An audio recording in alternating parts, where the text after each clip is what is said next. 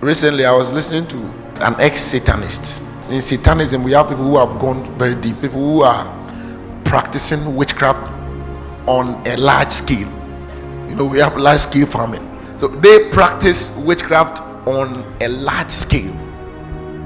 So some of them, the whole of central region is under their care in the demonic realm. So they are the one that make sacrifices and invite satanic princes and powers, overseeing demonic operations in the region. Those are sorcerers. They are called Satanists, priests in darkness, overseeing Satan's project. And this guy was one of them. So when he repented, and then he was sharing something about one of the projects that they were about. One of the agenda that they had was to stop believers from, first of all, tithing. Are you in this place? From doing what? Look at your neighbor's face. Say tithing. What he said was, the idea is to stop people from tithing, Christians, and then giving. This is the agenda of darkness, not a man's opinion or a man's idea. This is Satan's plot.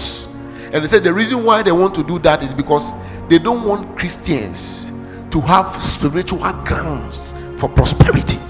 They don't want God's people to have spiritual grounds, authorization spiritually for wealth, so that when they are able to now discourage and cause men not to be willing and ready to do that which empowers them, that which brings God into their financial affairs and rebuilds darkness, then they can easily overthrow them everywhere, because they will continue to make their sacrifices, give their offerings. Whenever you see any man talking, he's talking by the agency of a spirit. It is why it is not just about listening to somebody. Even if it sounds good, you must be able to discern by what spirit. Are you here? By what spirit?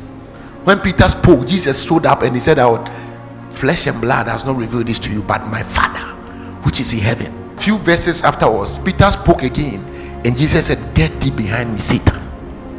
The same man that spoke by the Holy Ghost has now spoken by Satan. So at two different instances that the man spoke, he spoke by a spirit. Even when people are advising you, you have to ask yourself, by what spirit? When your lecturer is talking nonsense, by what spirit? When they are saying many things, you see, you have to be this and be that, or God, your family altar will not allow you to just say learn hard and then respect people. What are you talking about? It is not as simple as they may let it sound. It is only because they are speaking by another spirit, and that spirit might not like the idea that you want to commit more to God. So they have to use people's mouths, vocal cords, to speak some things. They don't like certain kinds of atmosphere.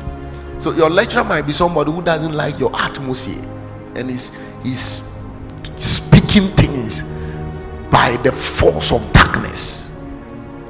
Are you here?